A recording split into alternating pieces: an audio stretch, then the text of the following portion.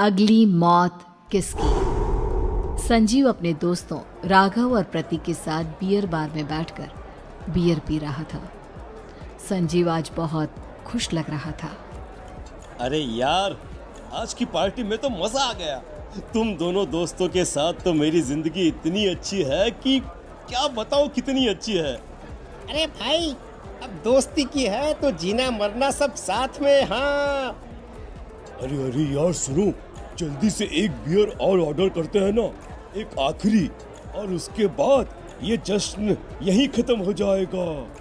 अरे हाँ, क्यों नहीं। वेटर, जल्दी से 2 बियर की बोतल लेकर आओ। आज मेरे दोस्तों को जश्न मनाना है, क्यों? इतने में वहां पर एक बहुत सुंदर लड़की छोटे छोटे कपड़े पहनकर हाथ में बियर की बोतल लेकर उसके पास आती है। ये लीजिए, आपने बियर ऑर्डर की थी ना, मैं लेकर आ गई। क्या बात है यार, इस बार की वेटर तो बड़ी सुंदर है। अब बियर लेकर आई हो तो अपने हाथों से ही पिला दो ना। हाँ, क्यों नहीं, जैसा आप बोलोगे मैं वैसा ही करूँगी। क्या बात है यार, अब तो लगता है रोज यहीं आना पड़ेगा। उसके बाद वो लड़की उन तीनों को बियर सर्व कर देती है।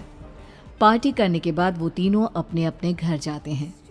प्रतीक, संजीव और राघव को उनके घर छोड़कर जैसे ही अकेला अपनी कार में आकर बैठता है तो अचानक उसे एहसास होता है जैसे उसकी कार की पीछे वाली सीट पर कोई बैठा हुआ है। वो तुरंत पीछे मुड़कर देखता है। तुम यहाँ क्या कर रही हो? और तुम मेरी कार में कब आई? अरे तुम तो बार में वेटर थी ना। बस ऐसे ही मेरा दिल कर रहा था आपके साथ आपके घर चलने का, इसलिए मैं आपके साथ चली आई। अरे लेकिन तुम मेरी कार में आई कब? अभी कुछ देर पहले तो यहाँ पर मेरे दोस्त बैठे हुए थे। प्रतीक के इतना बोलते ही उस लड़के का चेहरा खतरनाक तरीके से बदल जाता है। उसकी आंखें पत्थर की तरह सफेद और पूरे शरीर पर नीली नीली नसें उभर आती है। गाड़ी चलाओ, पूरी स्पीड में चलाओ, और अगर तुमने गाड़ी रोकने की कोशिश भी की तो मुझसे बुरा कोई नहीं होगा। डर की वजह से प्रतीक के पसीने छूटने लगते हैं। उसका शरीर बुरी तरह से कांप रहा था। प्रतीक बिना कुछ सोचे समझे कार को फुल स्पीड से चलाना शुरू करता है। चलते चलते वो शहर से दूर एक पहाड़ी पर पहुंच जाता है और सामने अब सिर्फ पहाड़ी का किनारा दिख रहा है, जिसे देख प्रतीक घबराकर अचानक से कार को ब्रेक लगाता है। देखो, मुझे छोड़ दो मुझे। अगर मैंने गाड़ी जरा सी भी आगे बढ़ाई तो हम दोनों नीचे गिरकर मर जाएंगे। ये तो तुम्हें पहले सोचना चाहिए था ना। अब कुछ नहीं हो सकता।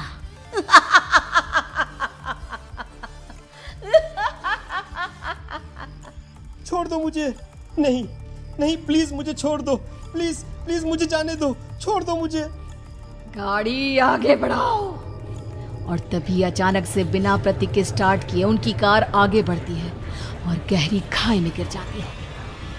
उसके चीखने की आवाज़ एक चारों तरफ सुनाई देती है।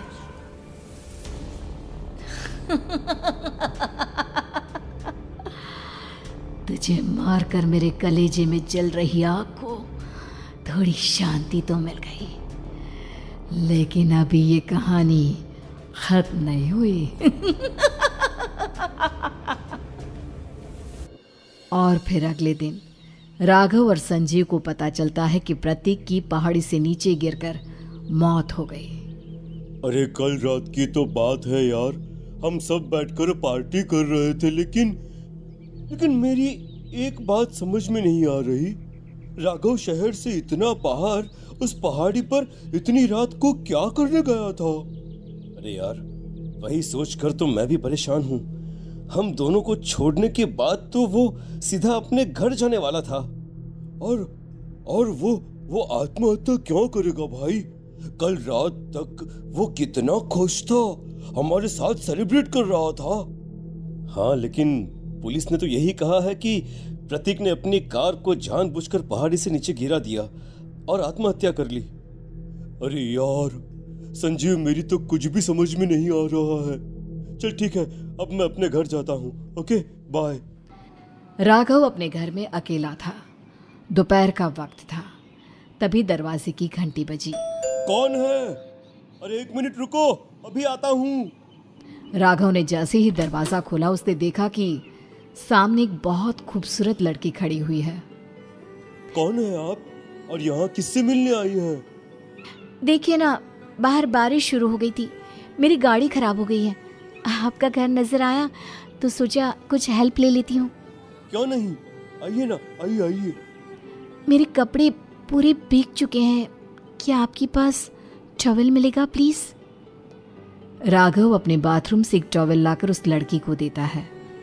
थैंक यू सो मच, अब मैं चलती हूँ। अरे इतनी क्या जल्दी है? आप चाहे तो बारिश रुकने तक यहाँ पर रुक सकती हैं। हाँ। लड़की ने पलटकर राघव की तरफ देखा। नहीं, मुझे जाना होगा, मेरा काम बाकी है। और वो वहां से चली गई। उस लड़की के जाने के बाद राघव अपने बाथरूम में नहाने के लिए गया और जैसे ही उसने बाथरूम में देखा तो उसका टॉवल वहीं पर लटका हुआ था।